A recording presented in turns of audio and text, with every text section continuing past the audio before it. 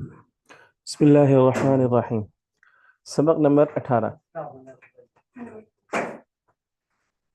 الحمدللہ ہم نے 17 موضوعات پہ اپنے اسباق مکمل کر لیے۔ آج ہمارا سبق نمبر 18 ہے۔ اس سبق میں ہم پڑھیں گے اسماء موصولہ، جسے ریلیٹیو پروناؤنس کہتے ہیں، لیکن اس سے پہلے اعادہ اسماء اشارہ کا اعادہ کریں گے۔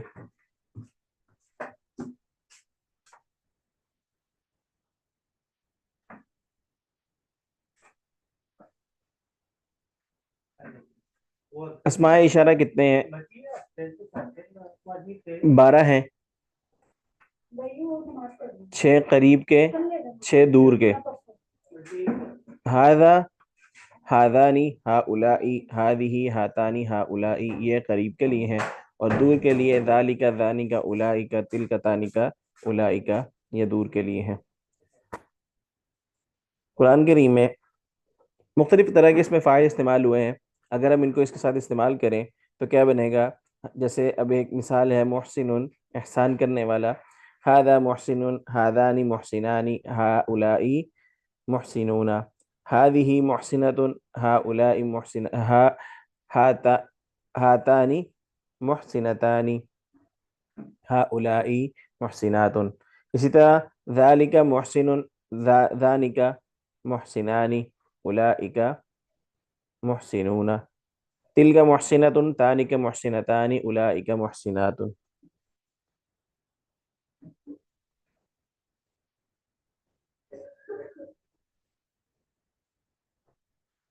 جیسے ھذا صالح، اس مادے سے قرآن میں 140 مرتبہ استعمال ہوا،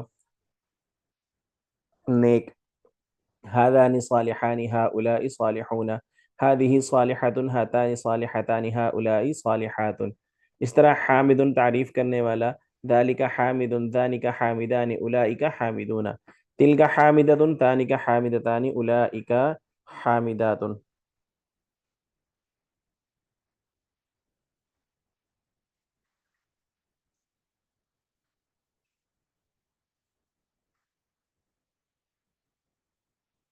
آج کے سبق میں ہم پڑھیں گے اس میں موصول،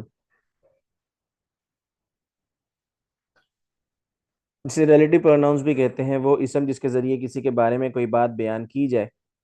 جیسے ہم کہتے ہیں کہ بھئی احمد وہ ہے جس نے یہ کام کیا، احمد وہ بندہ ہے جس نے سبق یاد کیا ہے، صابر وہ بندہ ہے جو وقت پر آتا ہے۔ اسی طرح تو 6 ہیں، اس 3 مذکر کے لیے اور 3 مؤنث کے لیے۔ مذکر کے لیے الذی، اللذان، الذین، یہ قرآن میں جو مکمل ہے اسماء موصولہ، یہ قرآن میں 1467 مرتبہ استعمال ہوئے ہیں۔ الذی، اللذان، الذین، اور مؤنث کے لیے اللتی، اللتانی، اللاتی اور اللائی دونوں استعمال ہوتے ہیں۔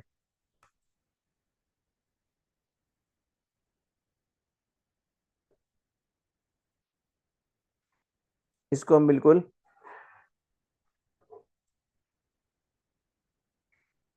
ہوا، ہما ہم اور ہیا ہما ہن کی طرح اشارہ کریں گے۔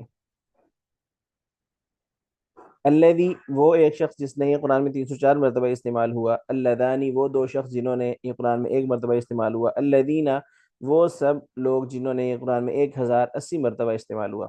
التی، وہ ایک عورت جس نے، یہ قرآن میں 68 مرتبہ استعمال ہوا۔ اللتانی، وہ 2 عورتیں جنہوں نے، یہ قرآن میں بالکل بھی استعمال نہیں ہوا۔ اللاتی، اللائی، اللاتی، وہ سب عورتیں جنہوں نے، یہ قرآن میں 10 مرتبہ، اور اللائی، یہ قرآن میں 4 مرتبہ استعمال ہوا۔ قرآن کی آیات دیکھ لیتے ہیں۔ الذی، وہ ایک شخص جس نے، الذی جعل لکم، جس نے، الذی، وہ جس نے بنایا تمہارے لیے۔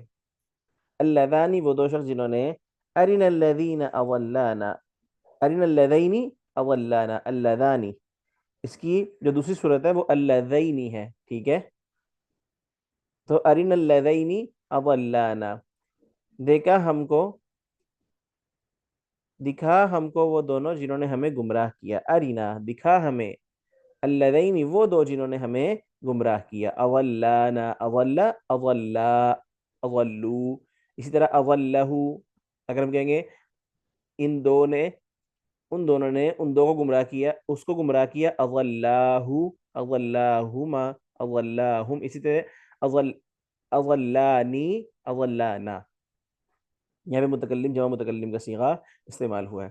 سر الذین، وہ سب لوگ جنہوں نے، الذین یؤمنون بالغیب، وہ لوگ جو غیب پر ایمان لاتے ہیں، الذی، وہ ایک عورت جس نے، التی لم یخلق مثلها، وہ جس کا مثل پیدا نہیں کیا گیا، اللہ تی، کیونکہ اللہ تانی تو استعمال ہی نہیں ہوا تو اس کو لے کر ہی نہیں آئے، اللہ تی، وہ سب عورتیں جنہوں نے، اللہ تی قطعن ایدیہن،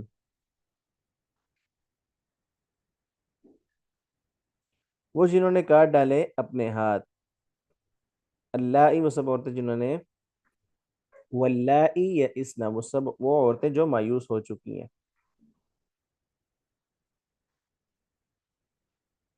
اب یہاں پہ جو مثال ہے الذی خلقکم، الذی، اب ان کی مثال ہم خود بناتے ہیں، جیسے الذی خلقکم، ان دونوں کے اندر بھی بعد والے آنے والا ہے جو اس کے ساتھ لفظ جو ہے جس کا لنک اس کے ساتھ ہو، دونوں کا ایک جیسا ہونا ضروری ہے۔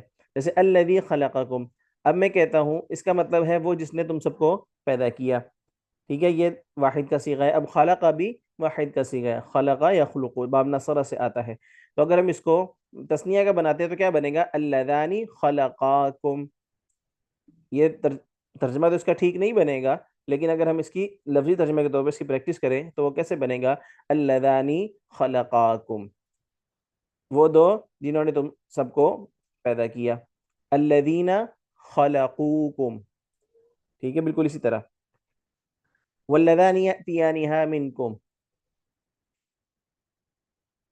الذین اذا ذکر اللہ، ٹھیک ہے، وہ لوگ جو جب ذکر کیا جاتا ہے اللہ کا،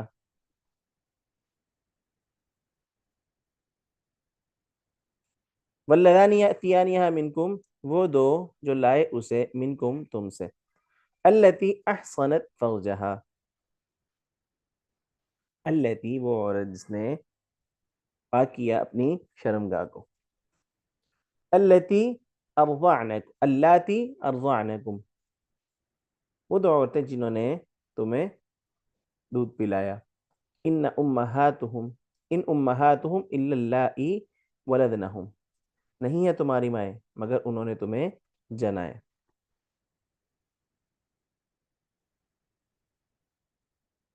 یہاں پہ اس میں مصول ہم دیکھیں گے کون سا ہے، اللہ الذی خلقکم ثم رزقکم، یہاں پہ الذی، اللہ الذی، اللہ وہ ہے جس نے خلقکم، تمہیں پیدا کیا، وقاتلوا فی سبیل اللہ الذین یقاتلونکم، الذین یقاتلونکم، وہ لوگ جو تمہارے ساتھ قتال کرتے ہیں، ٹھیک ہے، جمع جمع مذکر کا صیغہ آئے گا، وقاتلوا فی سبیل اللہ الذین یقاتلونکم، اور قتال کرو اللہ کے راستے میں ان لوگوں سے جنہوں نے، جو تمہارے ساتھ قتال کرتے ہیں، واتقوا النار التي اعدت للکافرین، مونس کے لیے النار، یہ مونس ہے، دیکھنے میں تو مذکر ہے لیکن یہ مونس ہے، بالکل اسی طرح کلام عرب سے سنا گیا ہے، عربوں سے اسی طرح منقول ہے، تو واتقوا النار التي اعدت للکافرین قرآن میں بھی بالکل مونس کی طرح استعمال ہوا ہے، اور ڈرو، تم سب ڈرو، اتقا، اتقی، اتقیا، اتقو، واتقوا النار، اس آگ سے، التی، وہ جو کہ اعدت، تیار کی گئی ہے، للکافرین، کافرین کے لیے، وربائبکم اللاتی فی حجورکم، وہ ربیبہ بچیاں، مطلب کہ ربیبہ کسے کہتے ہیں، مطلب کہ کسی عورت سے نکاح کرنے میں وہ کسی سابقہ شوہر سے جو بچے ہوتے ہیں تو اس کو جب وہ اس کی کفالت میں آتے ہیں وہ اس کے لیے ربیب ہوتا ہے، ٹھیک ہے، وربائبکم اللاتی فی حجورکم، وہ ربیب بچی، تمہاری وہ ربیب بچیاں جو تمہارے سائے میں ہیں یا تمہاری کفالت میں۔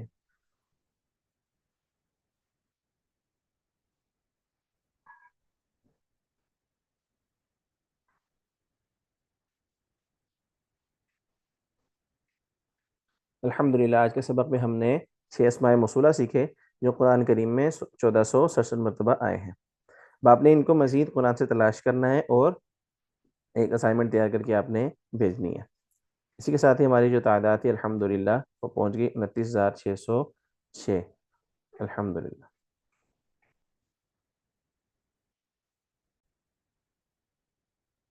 اسی کے ساتھ ہم آج کچھ مزید الفاظ یاد کریں گے تاکہ ہماری جو ذخیرہ الفاظ ہے وہ مزید زیادہ ہو جائے۔ رشتے ہمارے روزمرہ کے، ہمارا جن سے واسطہ پڑتا ہے رشتہ دار، تو ہم ان کو عربی میں کیسے کہیں گے، قرآن میں بھی کیسے استعمال ہوا ہے؟ کچھ استعمال ہوئے ہیں قرآن میں، کچھ نہیں استعمال ہوئے، لیکن ہم رشتے پڑھیں گے۔ سب سے پہلے والد، والدہ، ابن کو باپ کو کہتے ہیں ابن، والدہ کو کہتے ہیں امن، پھر آ جاتا ہے بھائی، بھائی کو کہتے ہیں اخن، بہن کو کہتے ہیں اختن، پھر آتا ہے بیٹا ابن، پھر آتی ہے بیٹی بنتن، ٹھیک ہے۔ جدن، پھر آتا ہے دادا، دادا کہتے ہیں جدن کو، ٹھیک ہے۔ پھر چچا عمن، مامو خالن، خالہ خالتن، ٹھیک ہے۔ اب یہ بات ذہن میں رکھیں کہ جو ہمارے استعمال ہوتے ہیں ددیالی رشتہ دار میں، جو استعمال ہوتے ہیں ان کو ہم کہتے ہیں عمن یا عمتن، ٹھیک ہے۔ عمن کا یہ لفظ استعمال کرتے ہیں، چاہے وہ پھوپھی ہے، چاہے وہ چچا ہے، کیونکہ وہ والد کے رشتہ داروں میں سے ہیں۔ اور والدہ کے رشتہ داروں میں سے ہم ان کے لیے استعمال کرتے ہیں خال کا لفظ، پھر وہ خالن اور خالتن آتا ہے، اس حساب سے اس کو ہم سمجھیں گے۔ چچا کو کیا کہتے ہیں عمن، ماموں کو کہیں گے خالن، اور خالہ کو کہیں گے خالتن۔ حالانکہ اصولی طور پہ دیکھا جائے گا بھی خال ماموں کو کہتے ہیں، تو ممانی کو کیا کہنا چاہیے، خالتن کہنا چاہیے، لیکن ایسا نہیں ہے، بلکہ جو والدہ کے رشتہ دار ہیں حقیقی ان کے ساتھ یہ استعمال ہوگا۔ خالہ کو کہیں گے خالتن، شوہر زوجن، اور بیوی کو کیا کہتے ہیں زوجتن۔ پھر آ جاتی ہے پھپھی، والد کی بہن عمتن، ہم نے کہا تھا ان کے لیے عمن استعمال ہوتا ہے۔ اب یہ ہے چاہے دادا ہے، چاہے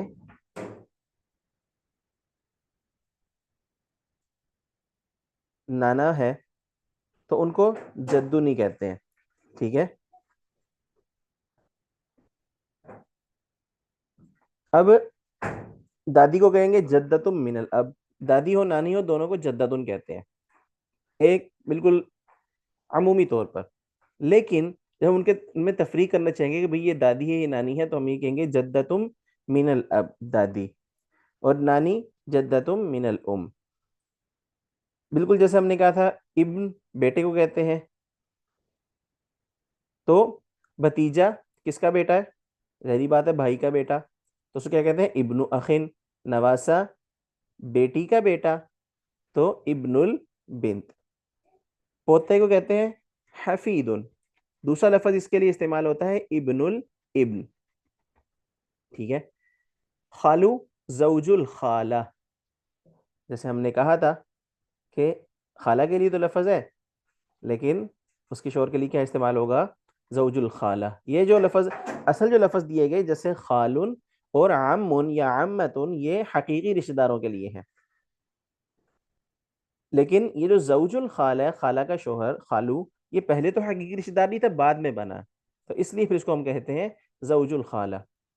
اور ممانی زوجت الخال، ٹھیک ہے، چچی زوجت العم، اور پھپھا زوج العمہ، تایا العم الاکبر، عمومی طور پہ ہم کہیں گے عام، لیکن جب ان میں تفریق کرنا چاہیں گے تو کیا ہوگا العم الاکبر۔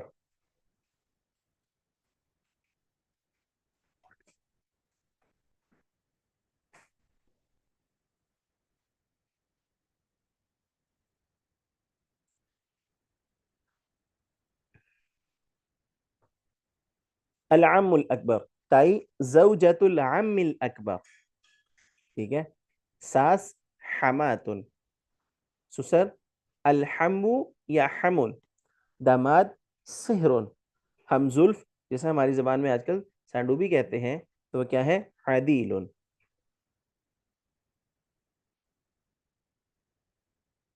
الحمد للہ آج ہم نے مزید نئے الفاظ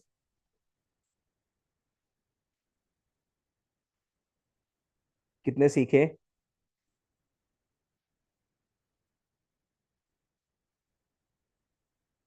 28 الفاظ مزید سیکھ لیے اس کے ساتھ، الحمد للہ.